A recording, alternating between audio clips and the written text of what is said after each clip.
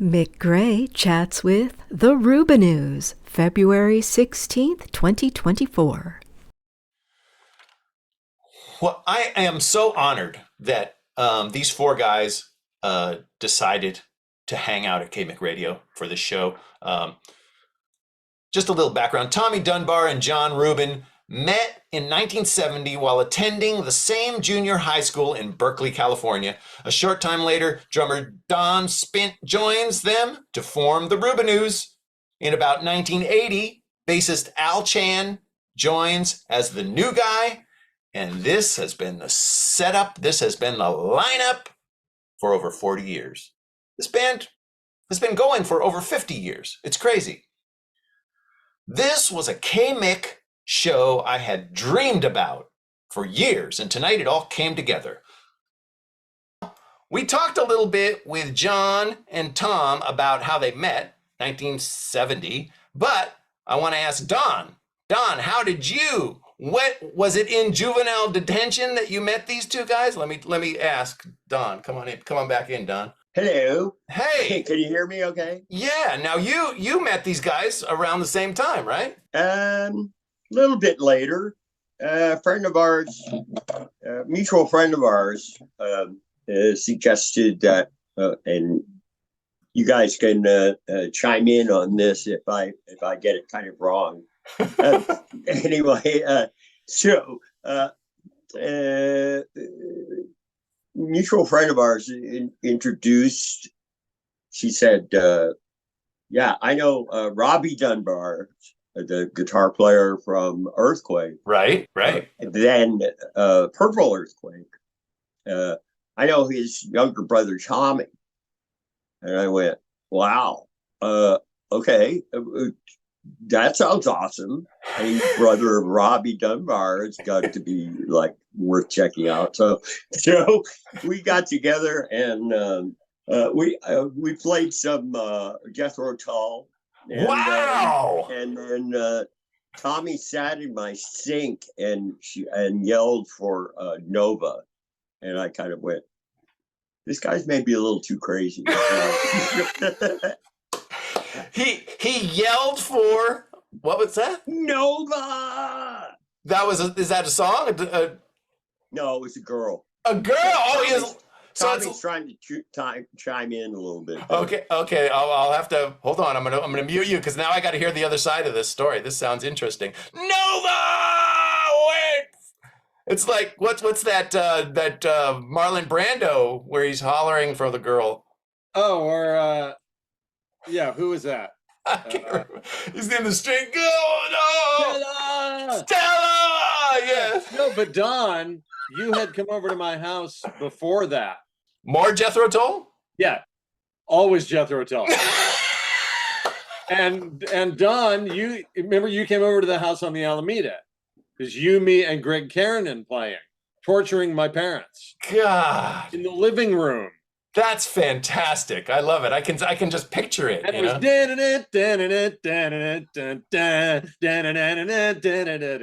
for about an hour. It's just like that's how you did it in those days. Like you find a chord you like, just play on that chord for like an hour. Oh my God, that's fantastic. Okay, so now we have the meeting of. Wait, who's the cat?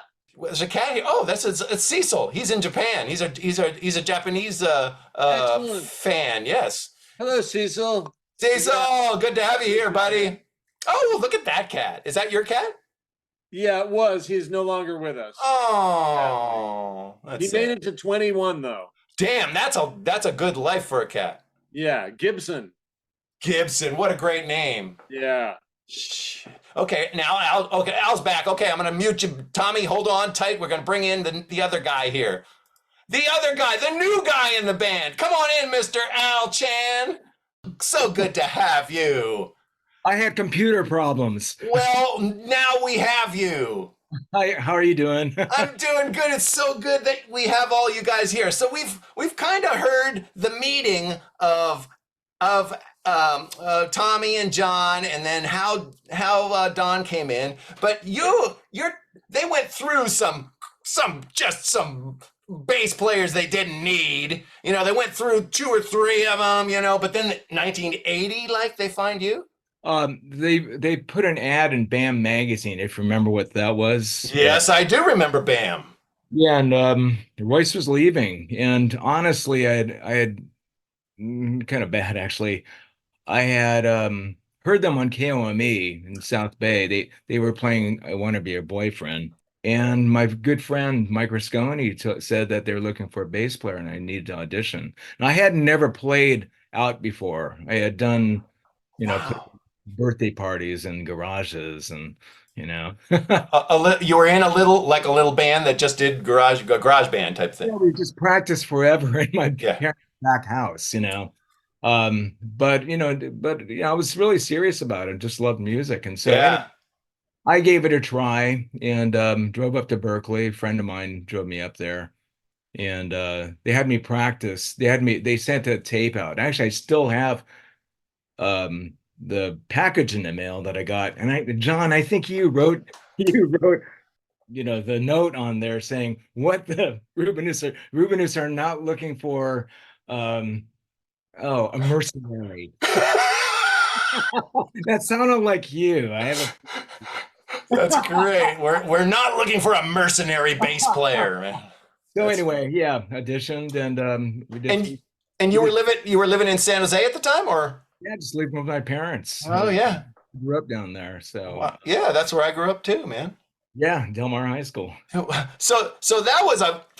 I mean, you had to drive all the way to Berkeley. Okay, this was a big thing all in itself, right there. Yeah, it was a big jump. To do that, it was totally out of my comfort zone to audition for a band. Yeah. I've been making records and playing all over the place, like I said, and I never really played out, but a lot of practice twice a week. Okay, good question here. How long was it between the time that they said, "Oh yes, we want you in the band," to when you were in a studio? Because that must have been a huge freaking crazy moment.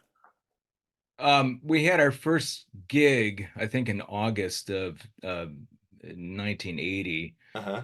And they had been playing these songs with Royce, like "Hit the Nerve" and "Not Just Another Pretty Face." And we went into the studio, I believe, in October of 1980 at Hyde Street. A friend of ours, Dan Alexander, was very generous and offered us the time. And we worked hard on this demo. It was basically a demo to get another deal since we're the relationship with Berserkly was souring. So, so was it within months after you joining, you were already gigging and going into the studio? Yeah. I had been in the studio once before, playing bass on some demo for Chevron of all things. Wow, that's weird. Yeah, it's totally weird, but good experience. You got paid for it too? No. Oh, but you were in a studio. See, that is a thing, because when you're young like that, just to go into a studio, I'll do it. I want to be in a studio, right? Yeah, they were all fantastic experiences. Crazy. Yeah, crazy. But before I move on, I have to show you some of my monster collection. Oh my God, Vampirella, look at that. Still in the package. So cool, man. Such a famous monsters of film. Oh, those are great magazines. I love those magazines, man. Basil Gogas covers, Jeez, that guy was one of the great. He probably is the greatest monster artist ever, man. Really, for sure. I saw some of the originals too at Bori's place, and they're only like this big. They're very tiny. Yeah, they're very tiny. He worked. Anyway, I had to share those with you. Thank you. I love it, man. I love it. I love having you guys here. Okay, where do we go from here? We've figured out where you guys all kind of fit into the equation here, how you all got in. Let's go back a little bit. I'm going to go back to Tommy for a minute and talk to you about. I'm going to mute you, Al. We'll come back to you soon. Okay, Tommy. Oh, look at that cool ad. Is that an ad for a Rubinoos ad there for the first album? Looks like. That's neat. I thought we lost John there for a minute. That's really nice.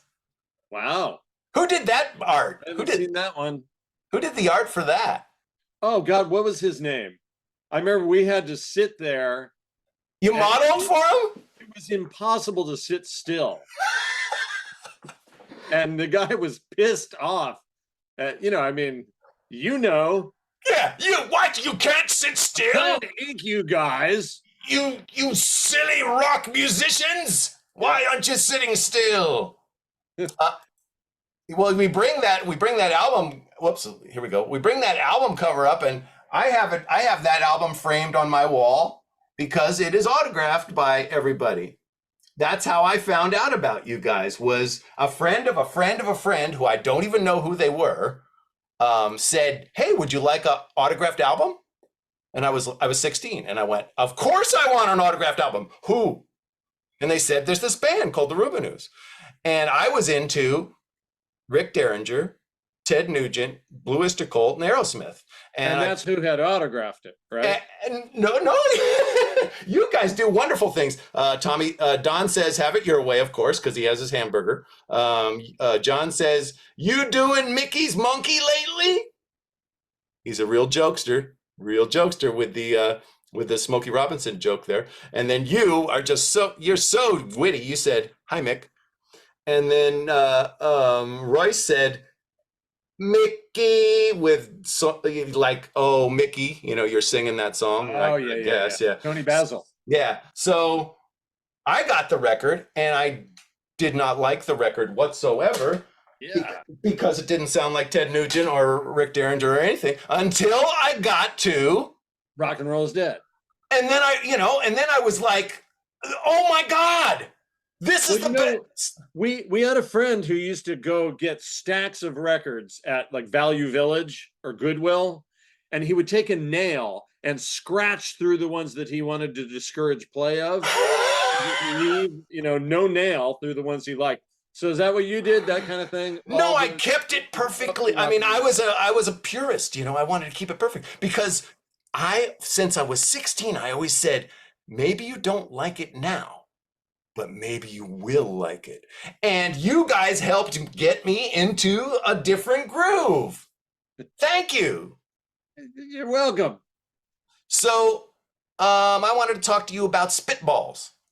Mm-hmm. This record, now Berserkly Records, you guys get connected up with Berserkly Records because your brother was Nepotism is the word for that. He was one of the original founders, right?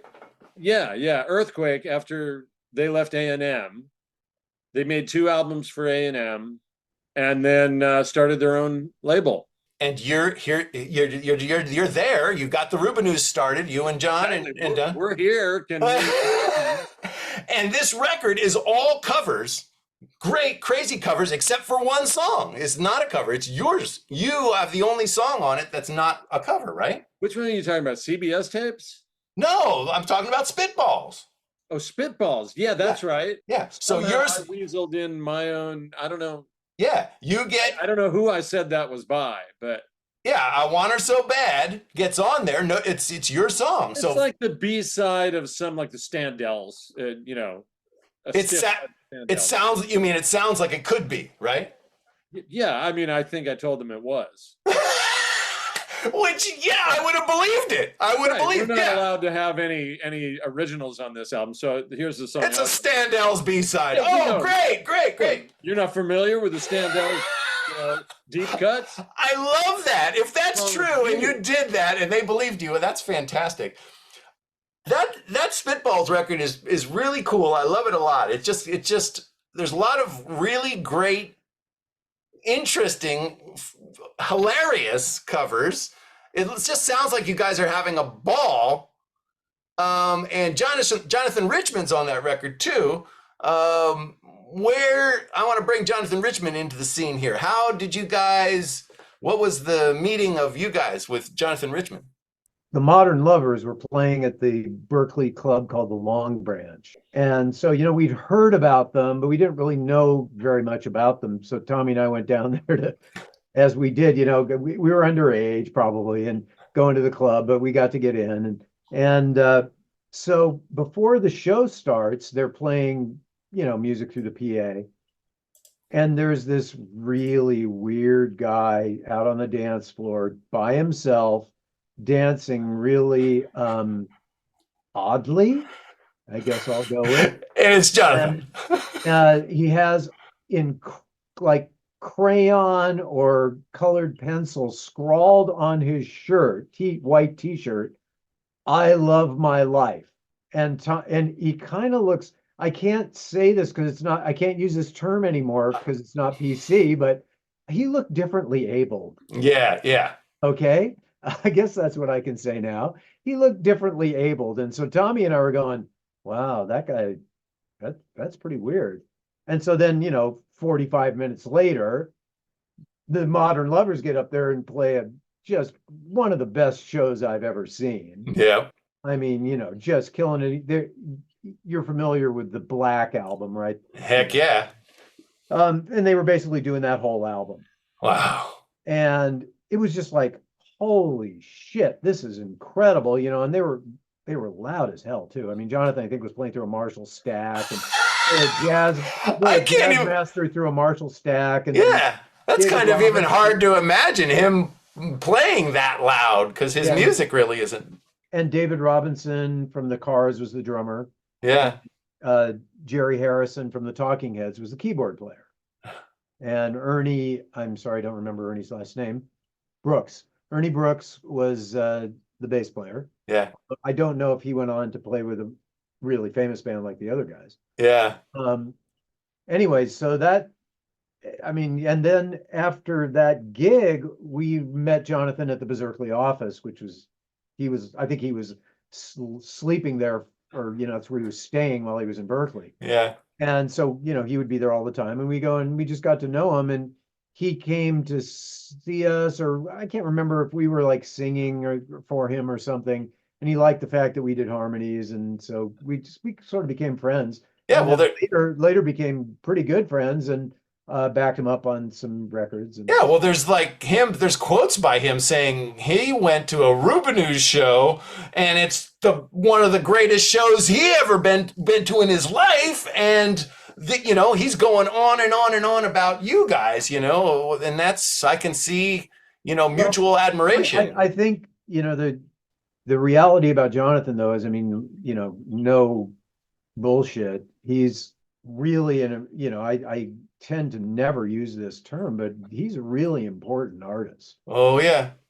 Completely. I think, his influence and sort of his, I mean, I see, you look at, and they can say they are not, but you look at Springsteen, you look at David Byrne, you look at Rick Ocasek, they borrowed a lot from Jonathan, not only in their way they write, but their presentation, everything. I mean, he was really influential, and he was incredibly unique. I mean, there is only one, and there will never be one. And he's and I've seen Jonathan where I thought he was okay, but in general, when I see him, I'm just like, that's unbelievable. Yep. He's just really unbelievable. So true. Well, you guys back him on 2 songs? I think Tommy's played, and Don have played with him on a bunch of stuff. Really, but Government Center and New Teller are the 2 that I Heartbusters, yeah. Yeah. Rock and Roll is Dead. Obviously, even when I first heard it, it's like kind of it's a parody. It's kind of you kind of making fun of the hard rock scene. Yeah. But you guys were like, you were on American Bandstand, and you did that song on American Bandstand, right? Yeah. What was that day like? You guys. What was really weird about that in retrospect was that it didn't seem unusual. Wow. Like, we got picked up, and I remember they took us in a limo and stuff, and it just seemed like, oh, well, this is what you do, I guess, when you have a band. Yeah. And Dick Clark was great. I mean, he was very pro, like, he knew our names and really put us at ease and all that stuff. So, there was no like, oh shit, we're going to be on TV. This is weird. it was just like, okay, there's another gig. Well, there's a bunch of kids sitting out there. John's got some good stories about the like the pill pushing that was going on among the kids. That's kind of good. What was that? The pills that were going on. They were passing around pills? Yeah, I believe they're energy pills for dancing. Oh my God. Energy pills, huh? Energy pills. Well, I think that's what they were. No, it was a pretty fantastic day. It was pretty hilarious. So we were hardly older than the kids in the bleachers, the kids who dance on the show. So I go up there to sit with them. Well, I think it was Gloria Gaynor. Was that the other artist? No, Thelma Houston. Thelma Houston. Thelma Houston. Right. Yeah. Houston, yeah.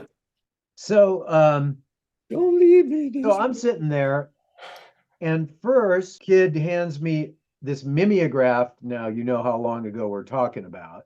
Yeah. Mimeograph sheet, and it is basically the National Enquirer of the bandstand dancers, telling who's sleeping with who can't dance and should be fired from the show, who got on only because their dad's an executive at ABC. I mean, it was just a scandal rag. That's hilarious. And it was rude. And I am kicking myself for not keeping Didn't it. keep it. Oh. Because it was like this social circle that was just teeming with Oh no, it crazy was so shit. It was so rude.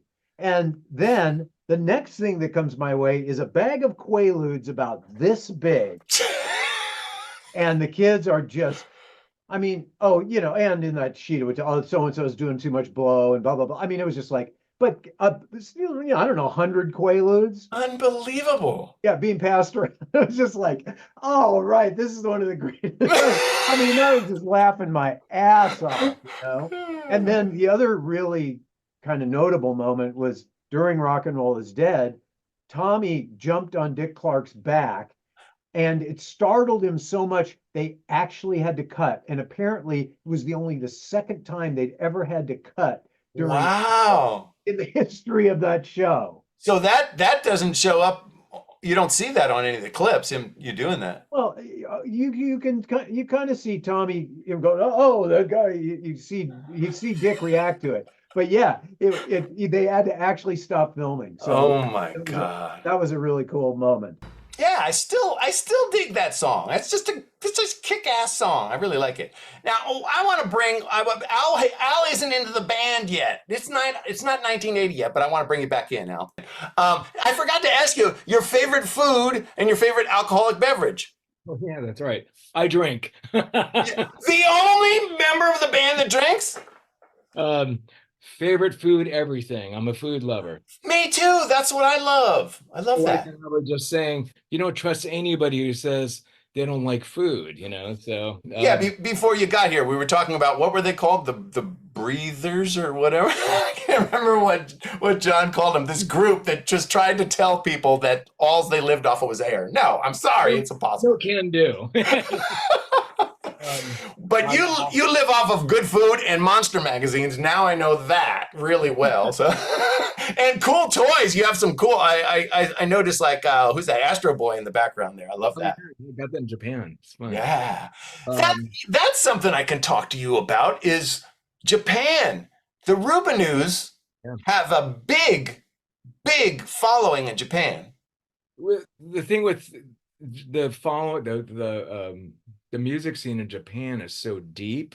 I mean, it's so different from here. I mean, here there's pockets, but every time we go over there, it's just like people just talk about these bands. I mean, they know everything about the artist, and so you think they're more obsessed with it.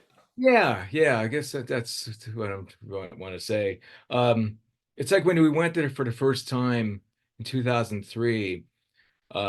One thing is everybody's very, very polite. Mm-hmm. And when we went there in 2003, after we played our shows, our promoter said, okay, so you guys got to sit at this table, and everybody, we sign autographs, we sign, their merchandise, and they form a very neat queue, and they wait in line, and they come up to you and you the thing, and they're very, very good about it. And very kind, Polite. polite. And what was really cool is they had stuff I've never seen before.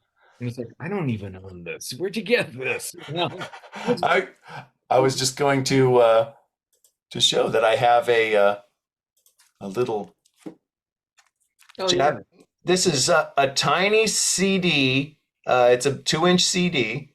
The Rumble Under My Hood, and one other song on it. The other song is Just a Matter of Time. And it's such a cool little package. It's a 2-inch CD. I love it. And that's like kind of what the kind of Japanese product. Yeah, very, very much so. As you know, they still buy our CDs, and the audience reaction over there is just something to witness. And you guys also, you have another. It's a really, you guys are huge in, it seems like a lot of places in Europe, but Spain also is big. Spain and Japan, are the two places that just welcomed us with open arms, and I had never played England before. These guys toured England before I joined the band, and yeah, that was fantastic too. We went over there for the first time. What, guys? Like 2017 was it? I think 2016. But we sold out on a Monday night, and there was a tube strike, and we still sold out. It's like wow. To see the band, which is really great. I mean, we're really blessed to have this popularity in our lives, and it's great to play. The band, I think, is sounding better than ever. Oh, well, yeah. I mean, geez. I just, you just had a show at the chapel, was a couple weeks ago, and it was unbelievable. It was just really, you guys are sounding better than ever. Thanks. Thank you. It's fantastic. Hey, man, how'd you like my dancing? You are good. You are good. I did that especially for the guys. Thank you. What's up? I wanted to ask you about, what was it like? Do you remember when I Think We're Alone Now hit? I mean, it was a pretty damn big hit. It came close to being top 40. What was that like? What was that moment in your life like? Well, John has got some really good stories about. I think We're Alone Now. The thing that I remember the most about it is that on the recording, my floor tom is inaudible. Oh, so I was like, every time I hear it, I kind of go. Every time I don't hear it, let's put it that way. Because you remember that. Fell off the world here. You remember that, but we don't notice it. Yeah. Well, I'm telling you about it, so now you're gonna ruin it. You can't unhear. Oh. You're gonna ruin the song for me now. You can't. Yeah, you can't unhear the inaudible thing.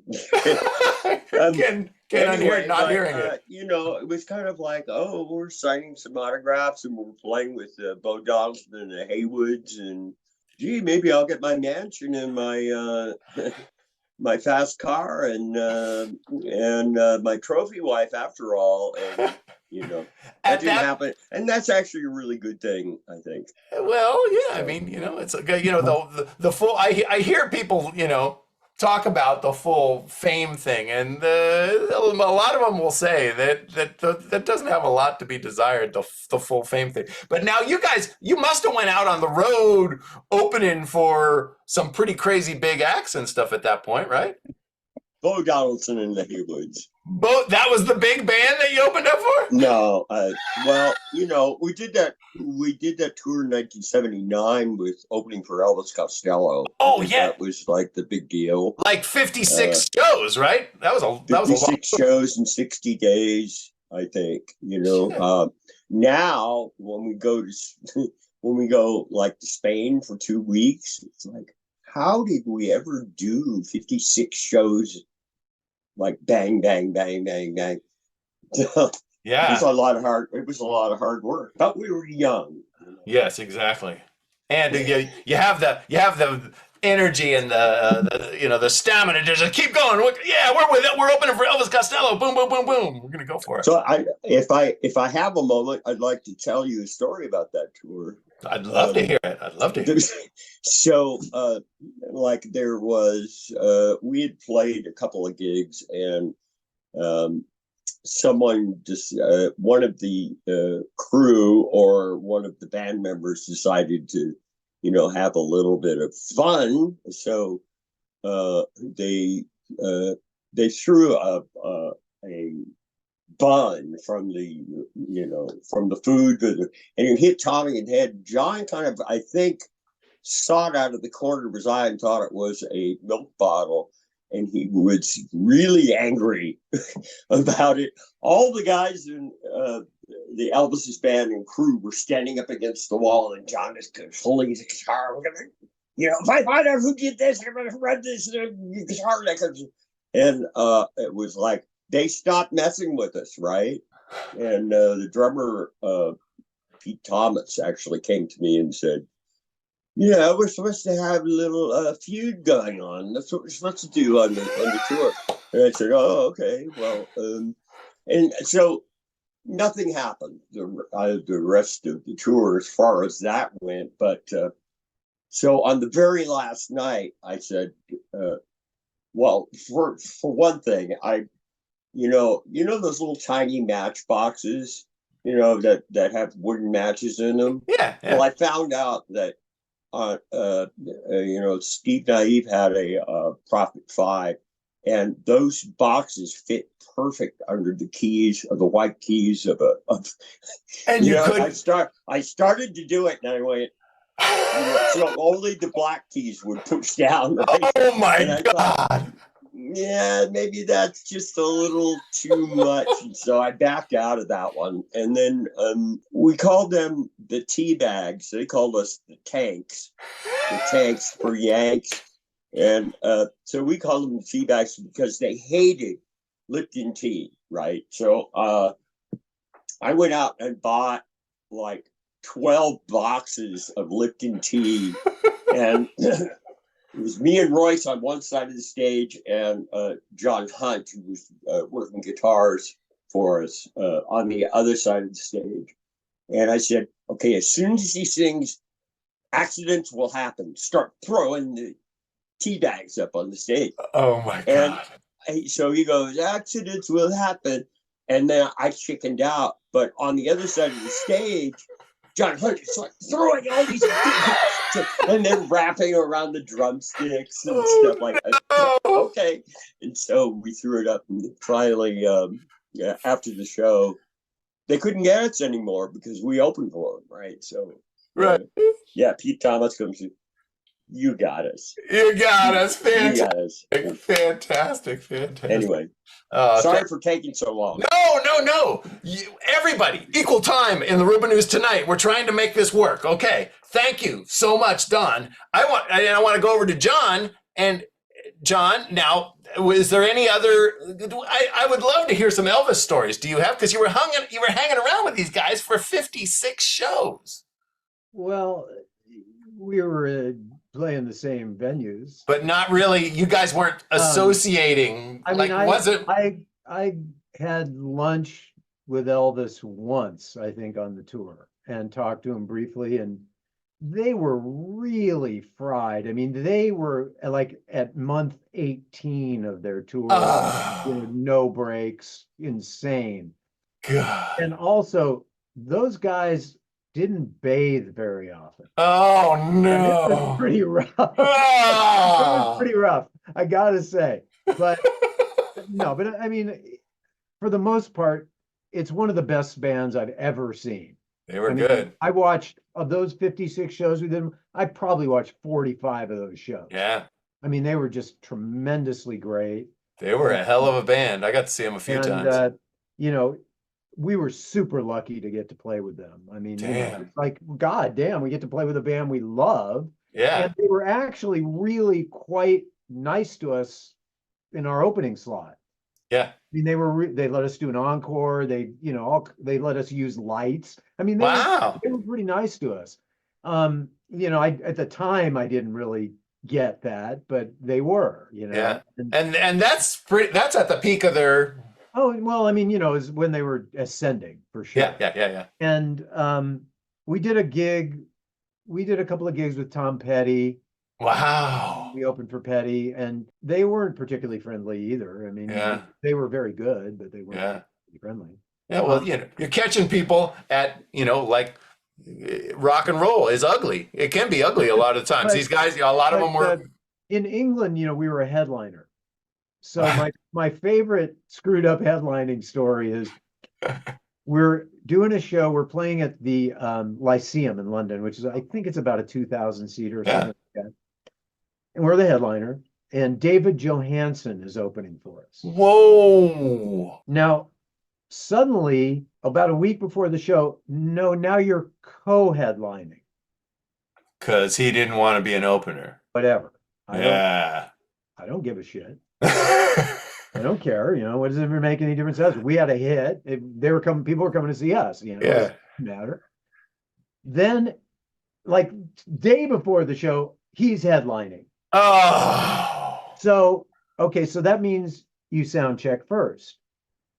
So he takes like 5-hour sound check. Whoa. So there is like 45 minutes left before they open the doors. And there's us and another band.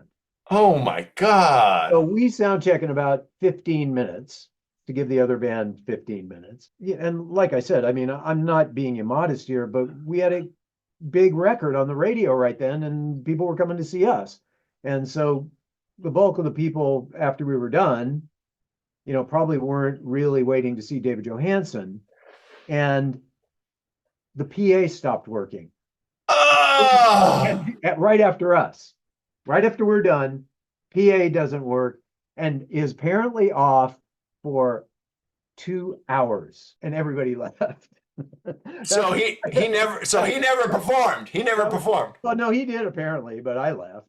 Oh my God. So 2 hours later, everybody's gone, but he still performed to a few people that were hanging around.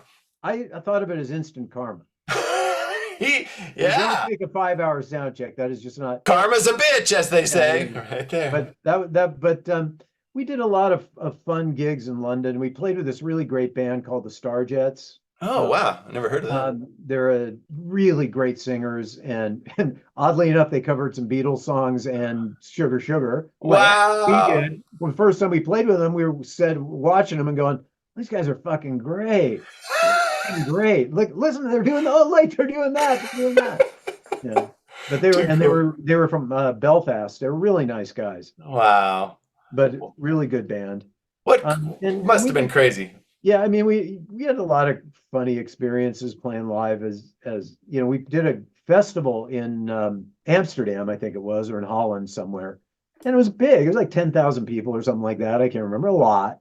And we're playing, and Golden Earring is following us. Whoa. And we're killing it. We're doing really well. And suddenly the PA turns off. Oh, and apparently Golden Earring's sound guy sabotaged us. This is what our sound guy told us later. God. And so I'm going like, but we didn't miss a beat. And it's funny. We just went straight into playing Walk Don't Run, I think, and just played an instrumental, and he got the PA back on in about 3 or 4 minutes. Wow. But that was another funny moment. Yeah, well, that was good on your guys' part to have an instrumental ready. Tested our metal. Yeah. But it was fun. It was a funny time. It was weird, having it. It was an interesting, because we'd been openers constantly forever. You still kind of have that mentality, when you're playing. You don't really get into this. Oh, we're the top of the bill. You know what I mean? It's right. Especially, I mean, in a big show. Obviously, the clubs we did, but in the big shows, you're like, okay, who's going on next? Yeah. But here you are at that point, and it's an interesting transition. What days, man? Traveling around the world, trying to all the the intricacies of everybody, like you say, the karma. What some people are off on, fucked up on drugs or whatever, and they're messing with you or whatever. You never know what's going to happen next. It's all a crapshoot. Yeah, and I mean it's also the other thing about it. I think it was a much more chaotic in a certain way and much less rigid. Like the security wasn't rigid, all those things were not rigid. Yeah. And it kind of made it more fun in a lot of ways. It was much less like a Vegas show and much more like a, yeah, Elvis at the hayride, Well, yeah. Well, I mean, that you think about the time, you were playing at a time when there was no holds barred. Anything could happen. Yeah, it was, I think we came up at a really interesting time, because punk was happening and all that stuff was happening. We weren't really a punk band, but we appreciated it. We certainly appreciated it. And, especially the attitude, we really loved the attitude. And so it was just, it was just a blast. I mean, we had time of our lives in a lot of respects. And hell, going to Europe, we're kids, get all over the place. Doing all that kind of stuff. And I guess one of the things I've always been really thankful for is when we would go back to Berkeley and go home, hey, our friends treated us like the same douchebags they always did. It wasn't like, oh, look, here's the stars coming home. Yeah. Oh, you assholes, it was the same stuff. It was fun. I always like, it keeps you really grounded. I like that, Well, and that's kind of the fun part of it. Grounds you. Okay, we just did that. We were doing this, but really, this is life right now.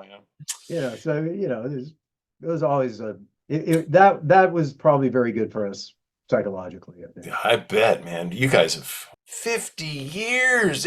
Can you even grasp that? I mean, I can't. It's hard for me to grasp that you guys have been doing that. I mean, lift my arm high enough to grasp. But I mean, okay, you've had some downtimes and some different and some, but you guys pretty much continued on and off for 50 years, and that's fucking incredible, man. Okay, the reality of it is, though, the only reason that we were able to do this for 50 years is because we sold our souls to the devil. You found that same crossroads as Robert Johnson? No, actually, it was probably University in San Pablo. Oh, okay.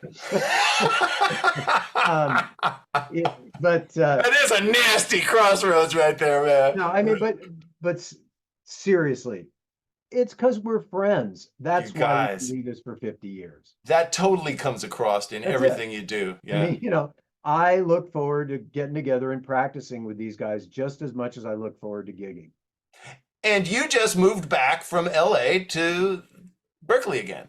Yeah, commuting from LA to rehearsal was really a bit. And so that's going to probably change the getting together with the Rubinoos more often. Yeah, we'll probably work up some new songs. I think that's a fabulous idea. Last thing, I kind of want to get into the military artist songs. Major Lance, Major Harris, That's cool stuff. Colonel Klink. The Colonel Klink music? Yeah. Nobody touches the Colonel Klink music anymore. I think it's time we do the all military cover. Heck yeah, Major Lance. Sergeant Barry Sadler. Oh. Hey, you have a concept record right here in our. This could be good. This could be good. There you go. Keep that concept. I'll keep that thought in mind. Okay, hold on. I'm gonna mute you, and I'm gonna go over to Tommy to talk about. I want to talk to you about I Want to Be Your Boyfriend. That should have been a gigantic hit. Oh well. But it wasn't. But it ends up being, with Rubinoos fans, one of your greats. That song is really hard to sing. Is it? It is. It's every time it's coming in the set, it's like, oh my God. Wow. But gotta do it. As long as we can keep, it's a fabulous. Keep hitting the high notes. You get to the point where you're a writing machine, really. You write a lot of music. You have a lot of you work. It seems like you work a lot with a co-writer in different places. I can't remember the guy's name. I wanted to ask you about there's Chuck Prophet, Oh, well, of course. As of late, you've written some great. James Gangler.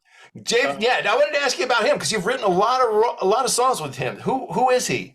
Early on, he was a friend of ours. He was a slide guitar player in, well, the guy Dan Alexander who owned the studio that Al mentioned. Mm-hmm. They were in a band together way back, Backwater Rising. Oh, and all part of the incestuous scene. uh-huh. Totally incestuous. And I tried to take guitar lessons from James Gangler. And I don't remember what happened to that. He didn't show, or he canceled or something. Didn't hear from him for a while. And then he called me up one day and he wanted to know whether I could play the theme song for I Love Lucy in standard tuning. He played in like a slide guitar tuning, right?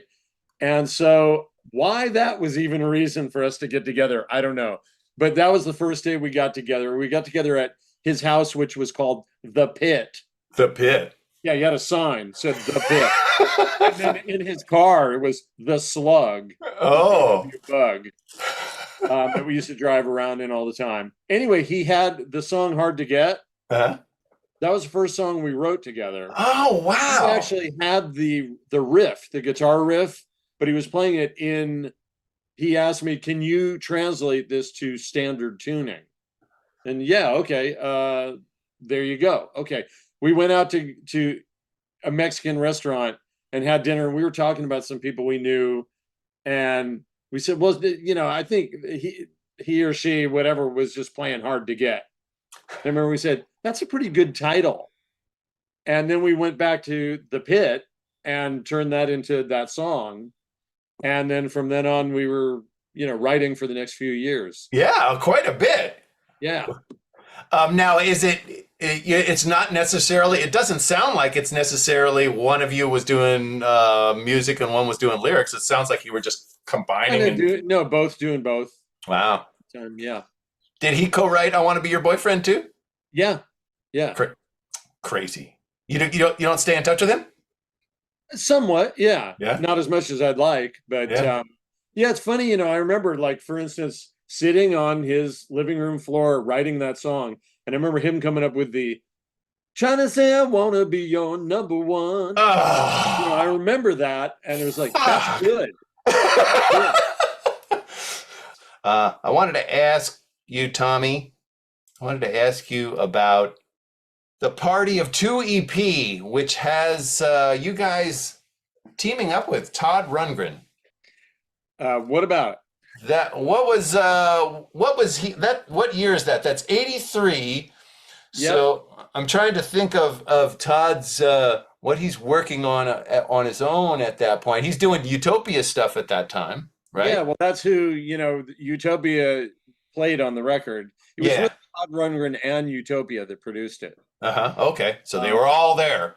And John and I had moved to L.A. Al and Don did not want to go to L.A. Go figure. Because we got offered a record deal with Warner Brothers. There we go. You got it. And it was very odd because we were meeting with different producers almost every day, and like we got to play pinball with the guys in the Turtles because there was talk of them producing, and Howard and Flo, huh? Yeah, Flo and Eddie. Who are amazing, by the way. We did get to sing on a record with them, the Care Bears Christmas. Really? I have always heard that they did Care Bears records. We can die happy now. For doing that. We really didn't need to keep going. I can't believe John and Tom and Flo and Eddie all singing together. That'll blow my harmonizing mind, I think. And it's just I'm a Care Bears fan for life after that. Is also the thing.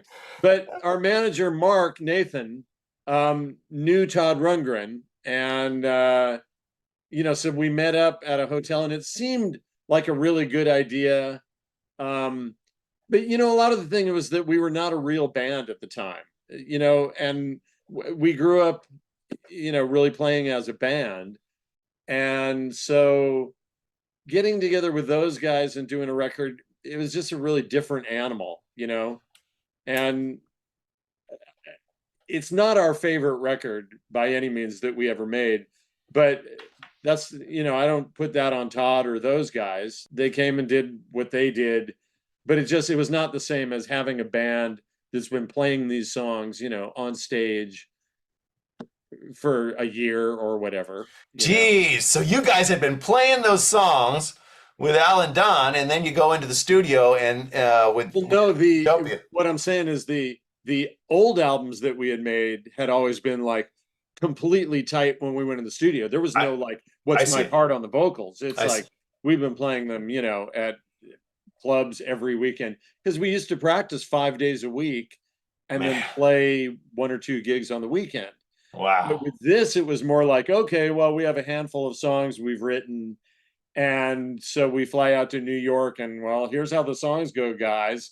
And we're not the Wrecking Crew, and it's sort of like, okay, we got to make an album quick here. Just we'd done demos of the songs, but it's just a different animal. It's a different way of doing a record that is not my favorite way to record. Right. And it sounds, you say that all five of them are producing. So it's like, that almost sounds like too many cooks in the kitchen almost.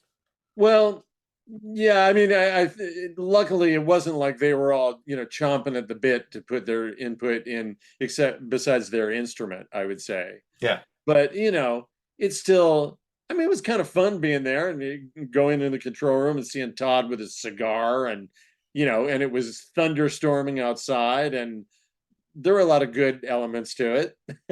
That's a moment. That's one I can imagine. Yeah. It was a moment, but, and in retrospect, I like the album a little bit. There's elements of it that I like, but things like do sounding synth drums and synthesizers. It's like, well, that's kind of a period piece, not really our period, but somebody's period. Well, that same time period, you do a couple songs for Revenge of the Nerds, which got the dudes in it too, and that was a good palate cleanser for us. But that was the time, right? That was what was happening. A lot of times we listen to music from the 80s and you go, oh my God, there's that synth drum again, and you go, it's the time. The drum machines, for me, they don't age well, because there were 2 drum machines out and they're on every record. What an exciting way to get a drum sound. Oh my God. So, so before that, you guys had recorded the Basement tapes, but the Basement tapes don't get released until way later. Yeah. But that's 1980. Al's in the band for the Basement Al is tapes. Way in the band. We were playing those songs every weekend at clubs, and really fun recording those in the studio. Yeah, and what was the reasoning why it's recorded in 80 or 81 and then doesn't come out until so much later? Label issues? Nobody wanted it. What? Well, it's also. What was that, the price that we were going for? We asked for 355 million. Oh, today's in today's money, yeah. But we had no idea how to go out and shop a record. If only I had had a brother at Warner Brothers, and like at Berserk. Hard to be nepotistic. Yeah, if that's a word. Would have been different. No, but we didn't know what to do. We sent the cassette of that record to a few places, and when nobody bid, it was kind of like, I guess nobody likes us. Okay, well, go back to demoing some songs. And man, there's some great stuff on this record. I gotta talk to Don here, because he might have some story that he wants to say something about Saturday Morning Cartoon.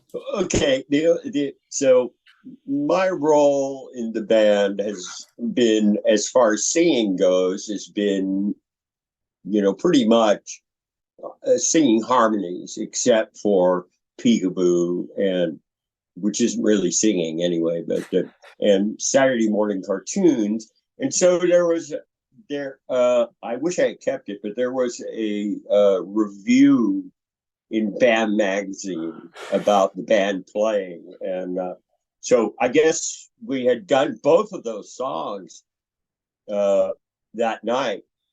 And really, the guy really didn't like them, just. But the best thing is the Saturday morning cartoons, again featuring what was it? The torturous Don Spint's torturous vocal ejaculation. Oh no! And I read that and I went, yeah, okay, I got that. And so I actually met the guy who wrote it, and I said, oh yeah, you're the guy that wrote about my torturous vocal ejaculations. And the guy was like, I'm sorry. And I said, no, it's fine. Just tell the truth. What do you think? So fantastic. Oh man, there's another thing, huh? I think you do a great job, dude. Are you doing a lot of the vocal the impersonations? Yes. No, yeah, the vocal ejaculations. Are you? Vocal ejaculations, yes. Man, they spew. They really do spew well. Oh wow! Well, thank you very much.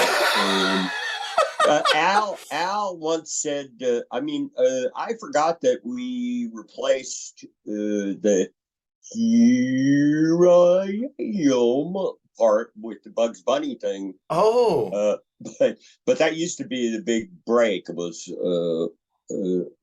during that break was "Here I Am." So you were doing Goofy. You were doing Goofy, but they changed it to Bugs. It was something that Bugs Bunny did. Okay. In an old 40s. Anyway, so we were talking about, Al and I were talking once about what's my tombstone gonna say? And he said, "Here I am."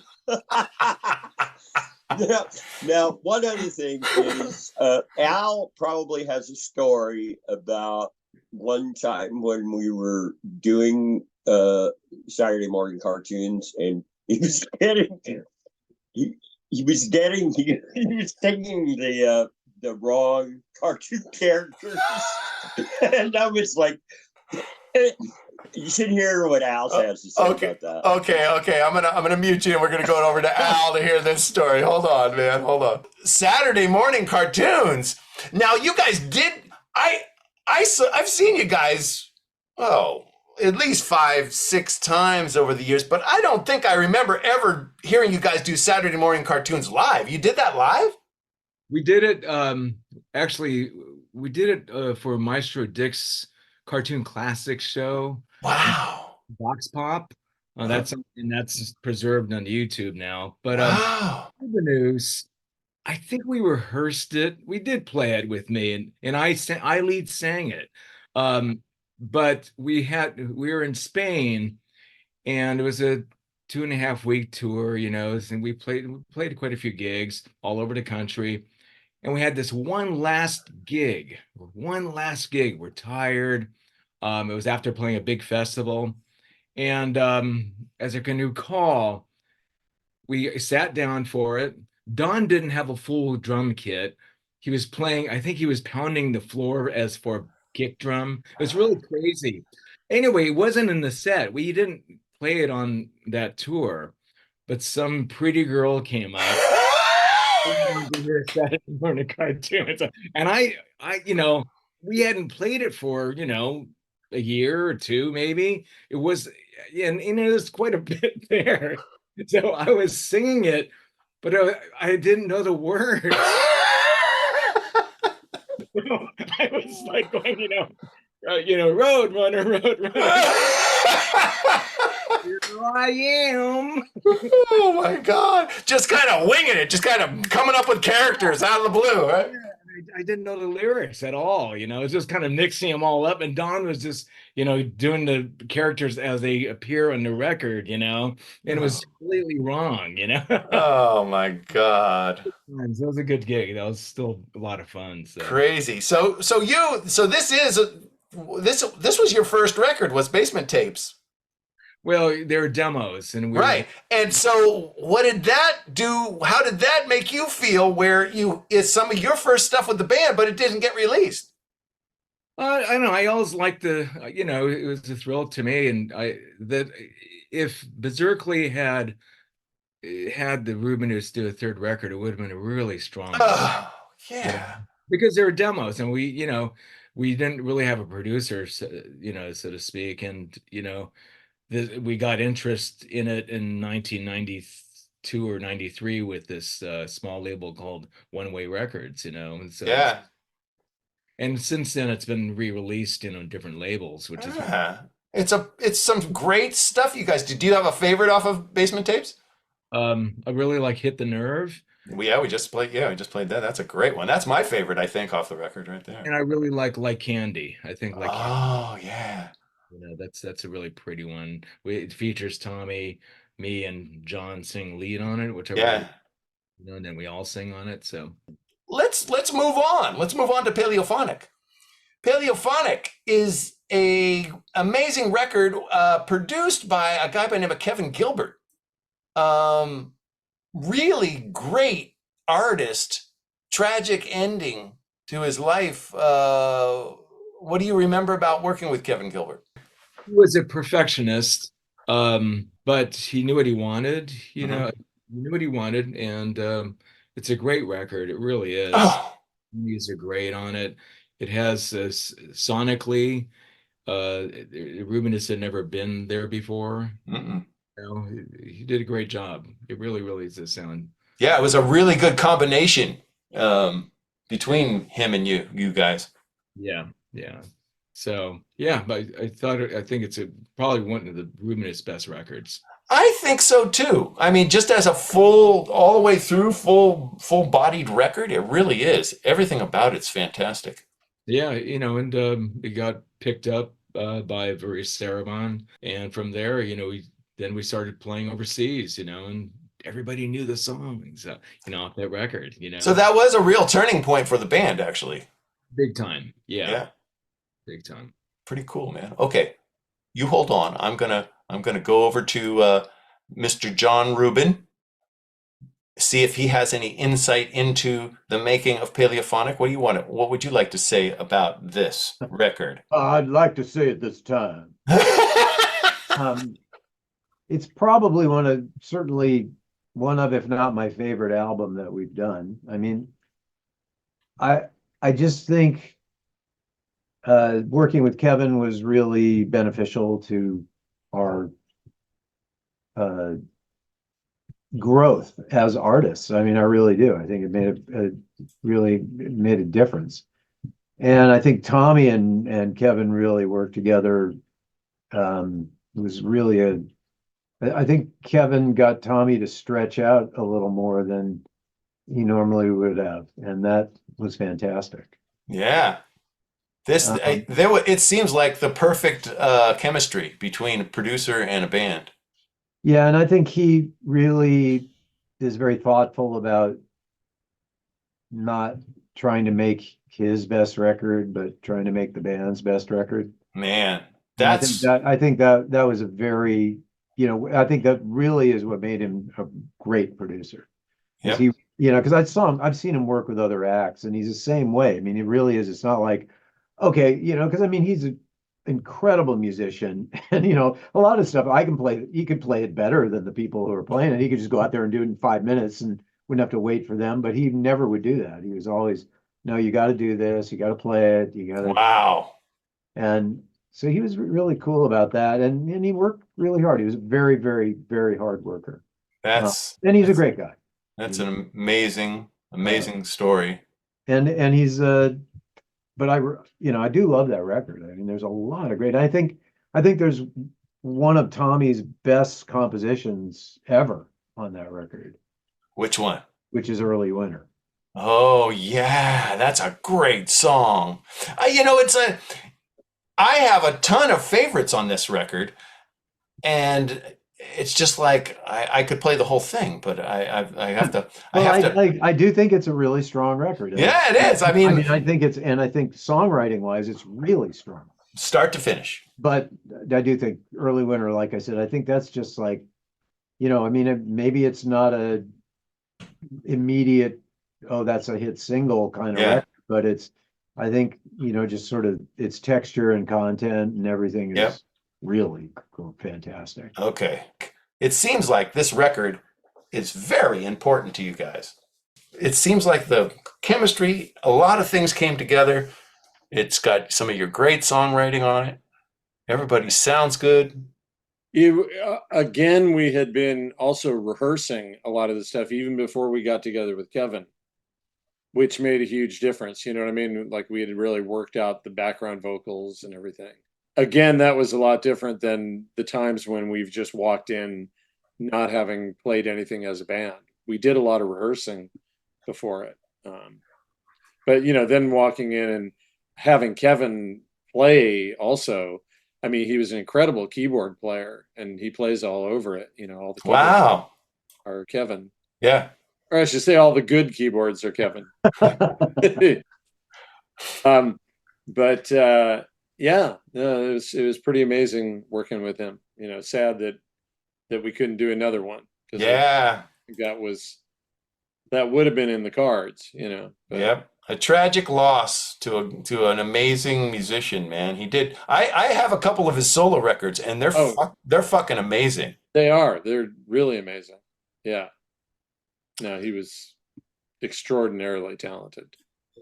You made another. Up next was Crimes Against Music. That's a full album of covers. Yeah, that was initiated by our Japanese label president.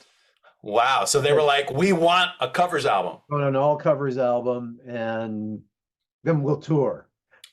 Okay. So they're like, we'll bring you over to Japan if you make this record. Yeah, it was pretty much. Pretty cool, though. That's kind of worked out, right? It's a good deal. I enjoyed that record quite a bit. Do you got a favorite off of that record? Phew, boy, that's a tough one. I mean, you already played Valerie, which I play. Oh, that's off of that record. Yeah, right. Yeah, and Little Red Book also. Little Red Book is pretty cool. But John's like, whoa, wait. I like Little Red Book because Tommy plays trumpet on it. That's the main. Wait, maybe we can get Tommy to do the trumpet solo right now for us. Right now, let's ask him. Let's ask him. Oh yeah. Hold on. Yeah, absolutely. There's a lot of trumpet playing on that record, but no, Valerie and Little Red Book are not on the record. We left them off. Oh, that was a bonus. But Valerie was a bonus track. Like bonus tracks on some Japanese other thing. Jeez, how does that happen? Valerie is so good, but it just it was overlooked. I mean, that is correct, right? It's not on the record. No, it's a bonus track. Yeah, I remembered that because I think it may be on the Japanese version. That's very possible. Maybe. I just can't remember.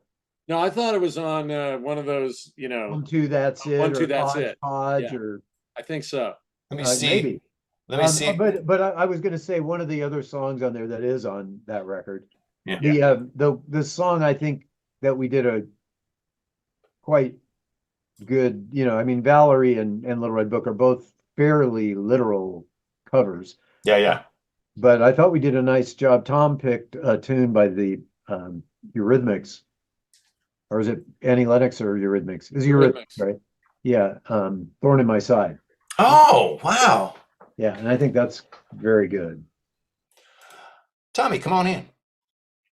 Come on in. That's pretty. The water's fine. Don't play hopscotch with your life. You little fool, can't win first place prize that way. Put away that plastic mold you call your past. Come on in. What is that song?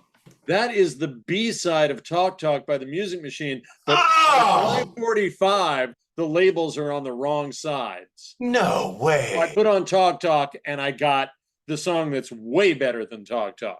Because I love Talk Talk, so I got to hear this song. Me too. I love Talk Talk, but Come On In is just, I mean, I don't know it. Don't play hopscotch with your life, you little fool. Damn, I'm going to go be looking for that now, man. You should go immediately. I would shut this whole thing down and just run. Okay, we're turning this off. Spotify right in I'm front going. Come on, man. Trumpet solo, Tommy. Yeah. Go. Okay, let's see. How are the neighbors feeling right now?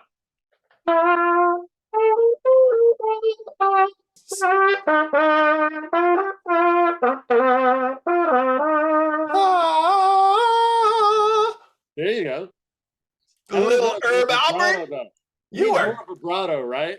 That was nice. Spotify is actually accepting that. Spotify is uploading directly into Spotify. Spotify is so weird. Like sometimes you'll try to, like, a person will try to play just an acoustic guitar in front of a mic, and you won't hear anything, you know. But that it came through. We heard. I knew it was a Herb Alpert song. Very cool. All right. Yeah. Things are good. Things are good tonight. The gods are with us. They are, man. Twist Pop Sin from 2005. Wow. Good God Almighty. What? Any insights? Any little? There's a lot insights? of trumpet playing on that record too. Really? Remember? Yeah. Damn. Yeah. I don't know how I got away with all that. Was that your instrument when you were, like, in elementary school? Actually, it was French horn. French horn, okay. And so you were kind of horny, huh? Very much so. And then switched over to trumpet for some reason. I don't know why. Wow. Well, easier to carry around, I think. Oh yeah. Then I got yelled at by Miss Magnuson, the music teacher. Who taught you how to play the trumpet? Wow. Whoa, that was the end of that. Jeez. Until Twist Pop Sin. then it came back into fashion. Yeah. Got my zip back in shape. Well, yeah. What was the story behind that? Any stories behind that record at all you want to talk about? Well, Gary Phillips produced it, the guy who had produced our first two albums. Oh, okay. So you go back to your original producer. Yeah. I mean, Gary was a friend, from way back. And like we said, the guy who turned us on to Gorilla, turned us on to I Think We're Alone Now. Jeez. And he played in Earthquake. Oh. He's a guitar player in Earthquake. Wow. I mean, besides my brother. Yeah, that's pretty cool. I think I might have seen you guys opening for Earthquake at the Keystone Palo Alto in maybe 70, 78, something like that. Those were the days. The Keystones were cool. Oh yeah. And then the Stone in San Francisco. We thought it would be funny to put on shaving cream, wearing bathrobes. That'll be funny when the curtain opens. No. Oh my God. Only not. Oh, here's a story that I wanted to ask you about. On the Wikipedia page, it talks about a Winterland show where you guys are opening for Jefferson Starship. Yeah. Tell us about this show.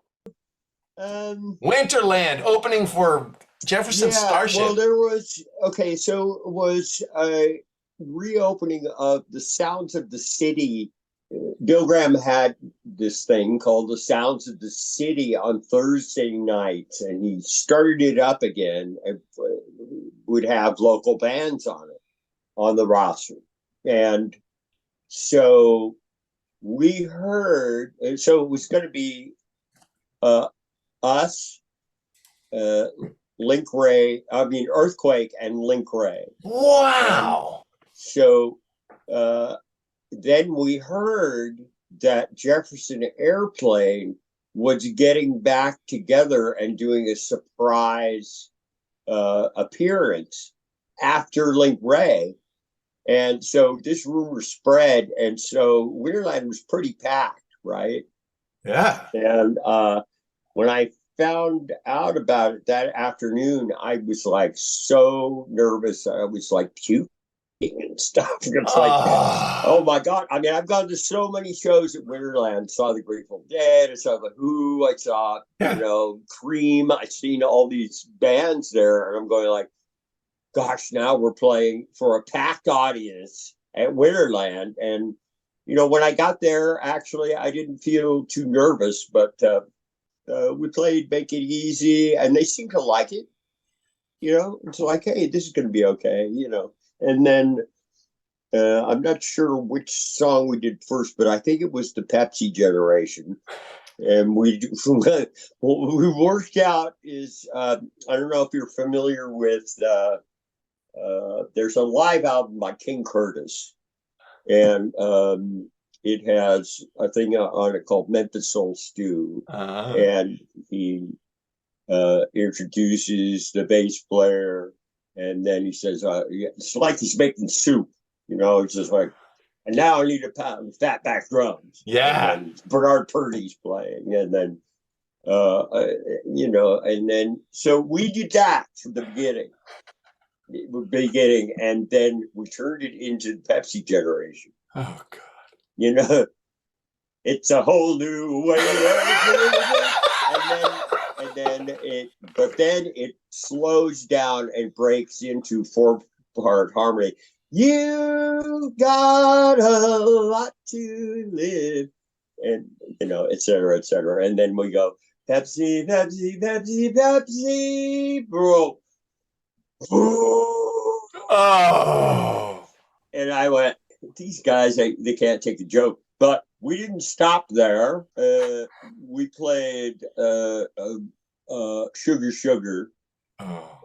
And Jonathan Richman came up and did the Archie, which is, you see the cartoon.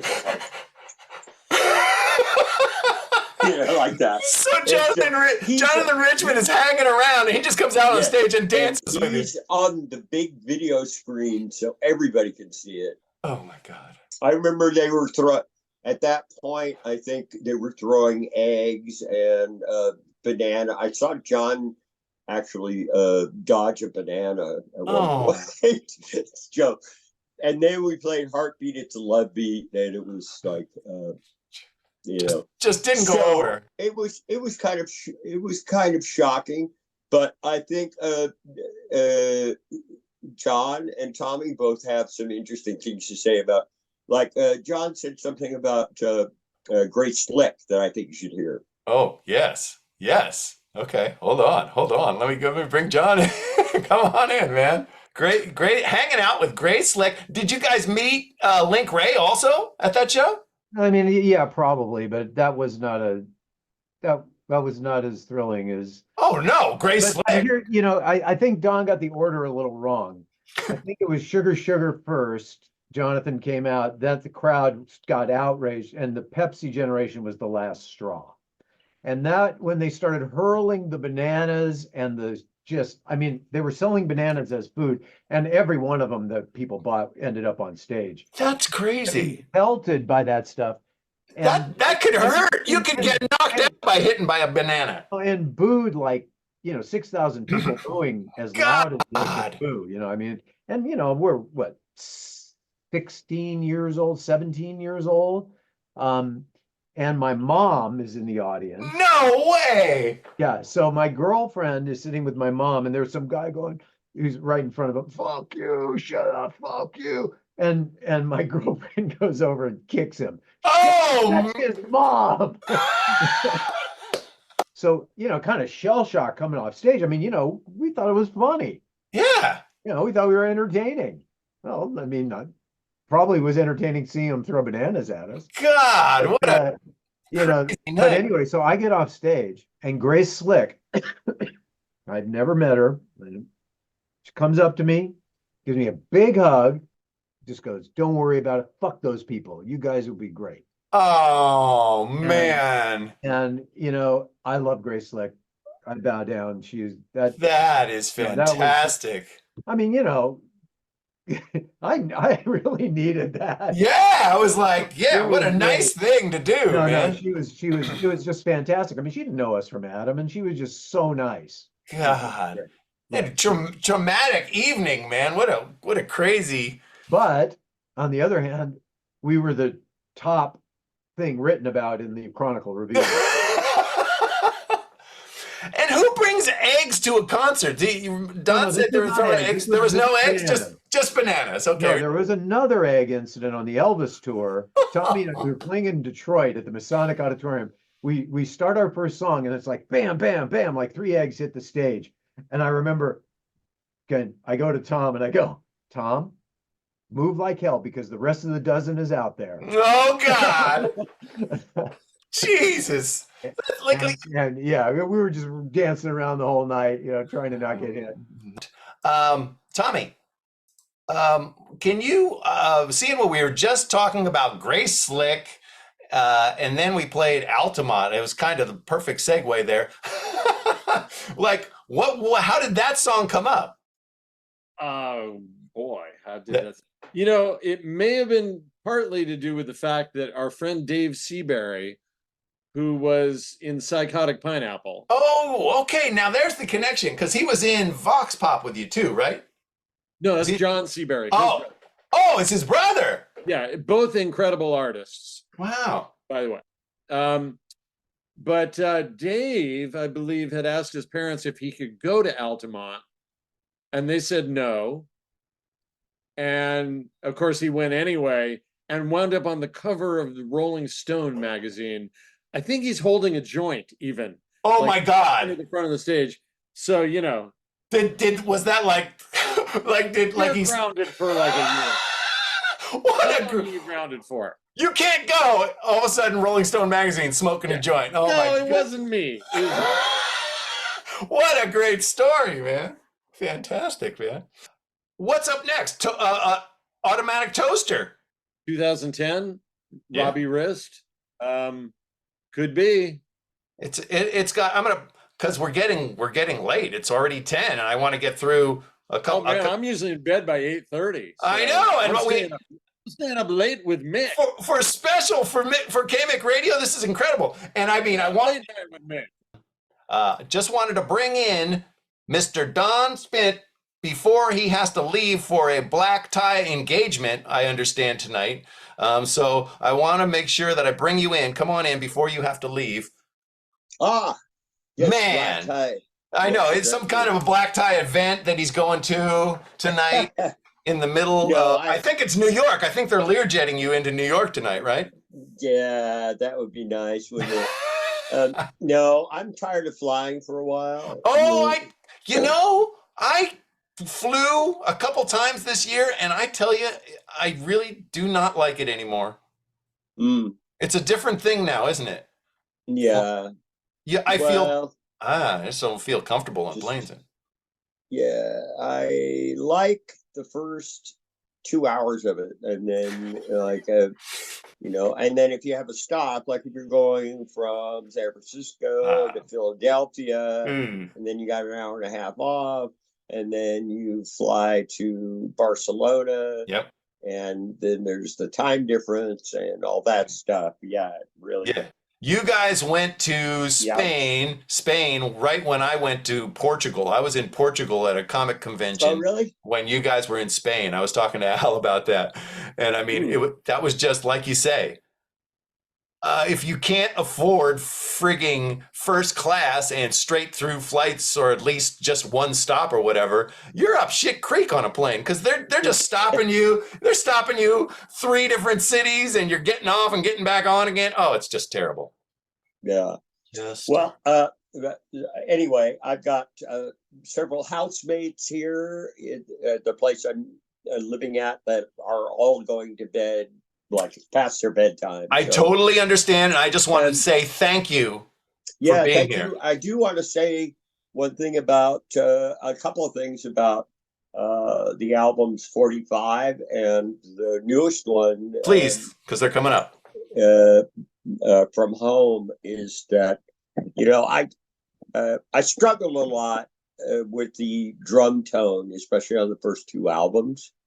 And Tommy did a fantastic job on the 45 album of getting my drums to sound. Oh, yeah, that's the way I want it to sound. So kudos to Tommy.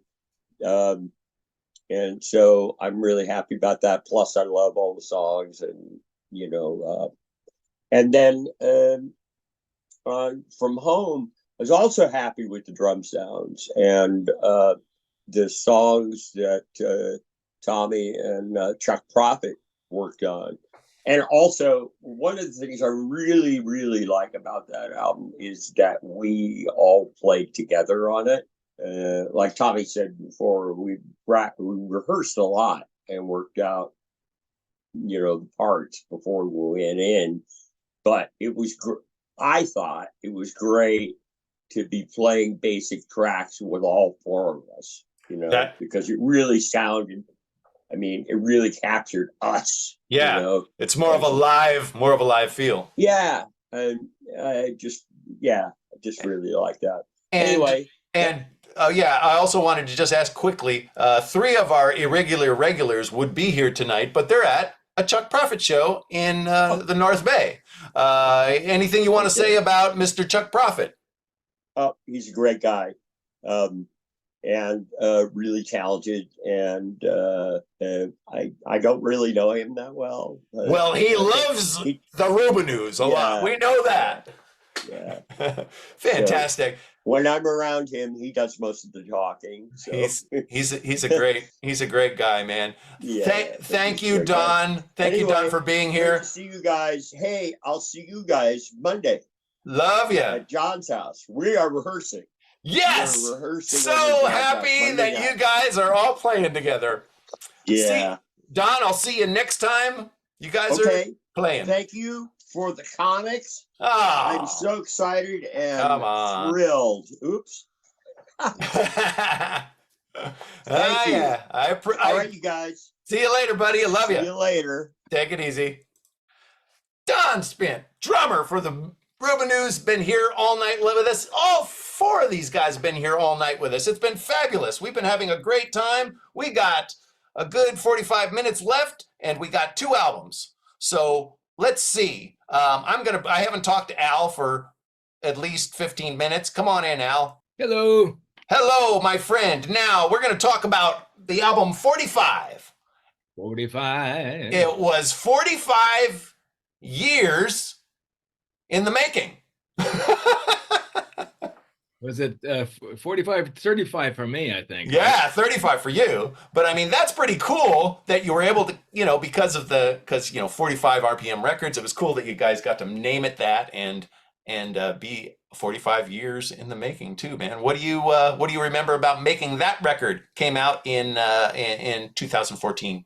I really, really liked, we worked out a version of Heroes and Villains. Oh, yeah. Tommy had arranged the vocal for choir, and we did that, and it was really fun. I mean, he lives in Sacramento, so I'd drive back and forth, and he'd give us more parts to sing, and I really liked the way that track turned out. It's really, really nice. Who were you working on it with in Sacramento? Oh, Tommy. Oh, Tommy, living in Sacramento. Yeah. Sacramento, and he made this great arrangement, and it's impressive. That's probably my favorite track on the record. Well, heck. Well, we're going to have to hear that one. Yeah, really amazing. It was a fun record to make. And like Don was saying, the drum tone sounds fantastic. It's Tommy's basement, like the one that he's sitting in right now. Yeah. Yeah, it sounded good. Anything else about that record that you remember? Did you guys produce that yourself? That was produced by us. Yeah. I remember I wasn't in great voice singing "You Are Here," the song that I lead sing, but when I heard the final version, I guess it was okay. It's funny how that works out sometimes. You're not quite sure when you're laying it down. Yeah. When the magic, you put everything together. It's a pretty cool record, and like I say, it just seems like the Rubinoos just keep getting more. Each time I hear something new by you guys, it's a new groove. It's moving forward, but it still has a vibrant live sound to it. And 45 is another one. Too, around that time, we were touring Spain and going to Europe, on a regular basis. So it was pretty busy time for us. This is all pre-pandemic, so we had momentum, which is, I think we've been to Spain with 15 times. Wow. I believe that's right, maybe 16, but it's just like a lot of stuff going on for the band. Tommy, come in for a minute. I wanted to ask you something. Here I am. Hey, Al mentioned, I got confused there because Al mentioned Heroes and Villains, I but think that's on a different album. Crime Against Music. Yeah, but Was it recorded? It wasn't but recorded around a lot of it was recorded here. Oh, okay. Me, John, and Al around one mic, and that's probably what you were thinking about. Okay. We got to still hear it. Do you have a favorite song off of 45? I kind of like what's the one that didn't get used in the Tom Hanks movie? That Thing You Do? Yeah. So I was going to ask you that. Yeah. That was written? I got a call that they were looking for a song. And so it's like, okay, what? It has to be there by like tomorrow? Okay, sit down, write a song. Al was in town. This is in Berkeley. Come over, Al. Let's throw something down quick. And then we sent it off. And I guess it was sort of like runner up or something. Wow. But the what's their names? Yeah, the Oneaters. What was the name of the band that actually? Was it? Fountains of Wayne. Yeah, Fountains of Wayne. Wayne. Yeah. Adam Schlesinger. Yeah. Yeah, and he had a great one. So I can't complain.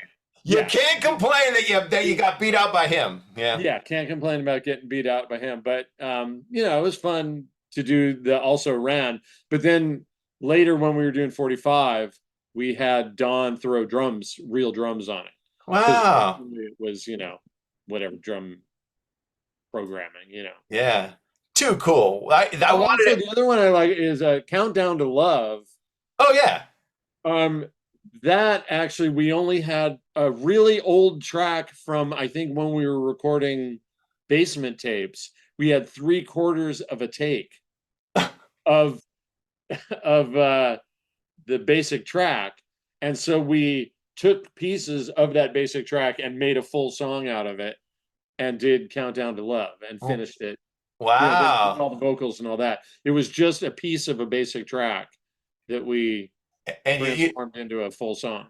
That's too cool. And that was, that's what digital makes the ability of just finding this piece and going, oh, we can save this. You can find like one molecule and just make a full song. Yes. I wonder if Brian Wilson ever heard that. Probably. I handed it to him. Did you? Yeah. Oh my God. That you guys capture the essence of that so friggin' well there. It's so beautifully put together. Great arrangement. Jeez. Tommy did a brilliant job arranging that song. You got a good partner there. He's pretty good. He does a good job, that Tommy guy. Well, we have one more record to go over, and it's your latest, and it's called From Home, and it's on Yep Rock. Are you guys still bonded with Yep Rock? Well, we still have a relationship with them, although we don't have any new product. But if there was new product, well, yeah, I'm sure if there was, they would. But they did release our first 2 albums. They re-released them. Very cool. 2 years. Very cool. So that was cool, and they they got them. They were both record store day features and all that. Speaking of releases, I really like these too. These beautiful triple record collections, Volume 1 and Volume 2, on colored vinyl with just so much great liner notes and art and pictures, and they're just beautiful packaging. Yeah, that was an Italian label called Wild Honey. Wow, that's what you call real labor of love as far as putting out vinyl Yeah, go. I mean the guy who runs the label is he was we met him because he was promoting our tour in Italy, Uh-huh. and we became friends, and he's certainly a fan of the Rubinoos, Yeah. and yeah, they did a really nice job. Really good sounding vinyl and everything. It's just it's beautiful, yeah. Yeah, and I mean that thing has sold a lot. Oh man. Well, it's cool because like I say, it's like you got volume 1 and volume 2. So you got the early stuff, 3 albums, a little bit later stuff, 3 albums. It's just really nice package, really well done. Yeah, it's cool. Definitely. So, from home, Yep Rock Records. How did you connect with Chuck Prophet? How did that happen? I think he stalked us. That's He is. He was like me as a kid. I've talked to him about it. He dug you guys when he was young. He'd been badgering Tommy, I think, for a couple of years. You guys should be making a new album. We should write some songs together. I think this is sort of what led up to. Yeah. And he and Tom started writing, and then got more and more serious. And he pitched us heavily to the head of Yep Rock, and he bought it. Wow. I mean, if not for Chuck, From Home never would have happened in a million years. Damn. I mean, That's definitely it's his energy, his dedication, and his persistence. Yeah. Was fantastic. And he was very adamant about the methodology of the recording too. Don was talking about recording all at once, and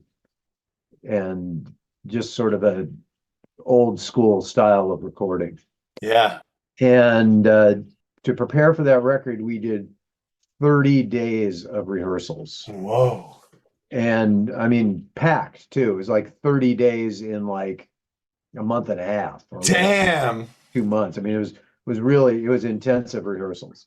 So by the time we hit the studio, the songs really had formed quite well. Yeah. And one of the things that we've found over the years, when you don't get a chance to play stuff live or really, really work it through in rehearsal, and I use the term, you need to find the song. I don't know if that makes sense to anybody, but it's just like, you're playing it and it's not quite working. It's not quite going right. Something is not gelling. And you play it enough and suddenly, okay, that works. And suddenly you have it, it's happening. And with this, we had sufficient time to play through everything, and also to have it prepared to play 4-piece. Yeah. So, it's the first time I played guitar on a record in a long time. Wow. So it was a really great experience, and we did it in a decent analog studio, and analog for you people out there means tape. Yeah. Not Pro Tools. Yeah. And, Different sound, man. Well, a different process. A way different process. Yeah.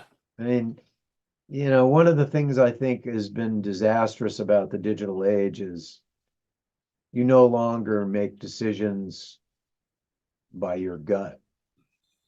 Oh, well, we have 95 tracks. We can just try anything. We'll figure it out later. Yeah. Instead of decide now. Yeah. What do you think it should be? What do you feel like it should be? Yeah. Make a decision. I mean, the Beatles weren't they didn't have any choices when they were sub-mixing Sgt. Pepper. Yeah. They had 2 4-tracks they were bouncing back and forth. Those are committed mixes. Oh man. So I think a lot of that stuff allows too much lack of decision making, I guess. Yeah. There's things about digital that are wonderful. I mean, that allow you to do a lot of stuff, and it's very quick. but it also can be just incredibly disarming, I guess. Yeah. Something. Anyway, but It's something. It is a really great record. It's got a little bit of a feel of a nostalgia to it with songs like "Do You Remember" and "Honey from the Honeycombs," but it still has a vibrant new sound too. I think it's really exciting. I think Don and Al particularly played great on it. Mm. That was actually, to me, the most impressive part of the record was the rhythm section. I thought was really tremendous. Mm. The songs are great, but Don and Al really played great on that record. Tommy, come back in. Come back in. Man. Oh, what is fun? Hey, is this a new song? No, that's the B-side of Talk Talk. I keep forgetting. I gotta go hear that song, man. The B-side of Talk Talk. Before you go to sleep and while you go to sleep. I will, and it'll run through my mind all night long. I love that. I love that. I love when I dream a song that I've been listening to so much. That's the best. Yeah. So, what writing with Chuck Prophet, was it any different than writing with other people that you've written with? Well, it's always different. Everybody, of course. But totally great. I mean, very bam, bam, bam. We generally were writing 2 songs a day. God, so during that 30 days of rehearsal, was you bringing ideas in and him adding to them? Most of the writing we did before. Oh. Before we started doing the rehearsals. Yeah. Okay. So, half the time I was going to his place in San Francisco. He's got kind of an office. Yeah, I've seen some video of it. Little tiny place. Time he was coming here. Mm-hmm. So that's, it was fun. Do you think you'll write with him more? Yeah. Yeah. Good. I certainly hope so. And what a combination. The songs are pleasure. It's just, I think what each of us brings to it really works somehow, because every collaboration is it's a relationship or whatever you want to call it. I mean, it's, the way the parts fit together and always different, but yeah, I mean, and Chuck's just great. I mean, he's a super smart guy, really talented and, fun. Yeah, he is. Yeah, I've known him for quite a long time, and he's just so busy, he hasn't been on KMiC yet, but... Man! But, I mean, what can you say? I bug him a lot. That's the problem. It's like I bug him a lot, and then I start thinking, oh, maybe I'm bugging him too much. Maybe he just doesn't want to deal with me. No. But he is always nice. He's always nice to me, man. He's just a super proactive guy. I mean, that's really how I put him in. He's just... really keeps himself busy. And do you read his Substack thing? Yeah. Yeah. I got to say, the other day, he had a thing. He put on a clip of the Kingsmen playing Louie Louie on, what was it, like on Shindig or something. And what was incredible about it? I mean, the story of how they went into the studio and they had $100 worth of studio time or whatever, and they cut the song, no overdubs and there's mistakes on it. Yeah. What was great was on the version he put the link to, it's actually kind of like a better version than their record. Wow. I mean, I think, on Shindig, the band usually would play the track, but, just record it live. Yeah. And then the singer would sing over it. And it's actually kind of a better recording than their 45. I got to check that out. Check it out. Yeah. That's legendary. The rock and roll mythology behind that song is just off the hook. Oh, we have a song called "I Love Louie Louie." Yeah. Anyway, and it's, I mean, because there's no other song like that or no other record like that with the story like that. Yeah. Exactly. Yeah. It's pretty crazy. Be the national anthem of the USA, at least it is the rock and roll national anthem. I think it is. I think it is, and it will get there. I want to tell you. I want to bring each one of you on before we go because I just got to let you have the last word. But thank you, Tommy. We've talked about this for years to do it, and we finally did it. I can check it off my bucket list because you guys are so fabulous. Oh, well, thank you so much. I can't wait to hear where you guys go from here, because I know there's going to be more great music coming. We're going to John's house on Monday. That's what John's house. Woo! We're going to rehearse. This is great. This is great. Okay, buddy, I'm going to go over to John now. Thank you so much. Thank you, Mick. This has been fabulous. I just can't believe that one of my favorite bands ever, I got to talk to the whole band. That never happens. You get to talk to one guy or whatever, but the whole band was here tonight. Where the hell is Don? He had an engagement, a black and white tie affair in Learjet to New York City tonight. But what can you say? Well, Mick, we want to thank you very much for having us. And welcome back to the Bay Area, buddy. And can't wait to see you guys again when you're doing more shows. Oh, I'm glad you like the comics too. That's just too cool, man. Check out Al's Lifehouse graphic novel. Al's got the Lifehouse Who box set, and that was my last thing that I did, really. After that was 4 years in the making, so I was like, nah, I'm done. My swan song, if I get to work with Pete Townsend, I'm done. But John, thank you so much. And thank you, man. And keep on doing what you do, because you all do it so well. And forgot, it's not like we sit here and listen to that stuff very often. So, well, I mean, yeah, I always interesting, to listen to old stuff. And I always think of KMiC Radio as this is your life, because I usually, this is what I do with artists. I run through their whole careers a lot of the time. And I'm like, sometimes you'll get the look, like people will be like, oh my God, not that song. You're playing that song? You get that look from an artist sometime, and I go, I love that one. You don't like that one? I'll get that sometime from people. It's hilarious. So thank you, John. Keep it up. And we appreciate it at KMiC Radio that you were here tonight and you hung out the whole night. All right. Love you, man. And Al, come on in. Hey, I have to actually say, I have to add to that story that Don told about the attractions and bags. Yeah. I bought one of Bruce Thomas's basses. Whoa! He designed. It's designed after the bass guitar that he had played in the attractions. Yeah. That eventually got stolen. Oh. So I mentioned to him, I was in touch with him for a while online, and I mentioned about buying the bass and stuff. And I said, so I'm in the Rubinoos, the band that opened up for you in 1979, but I was in the band at the time. It was this tall blonde bass player. Yeah. And, the Rubinoos, the tea bags. The tea bags. They got it right away. How could they forget? They were hanging off of everything, man. I thought that was really cool. He remembered that. That's what he knows the Rubinoos for.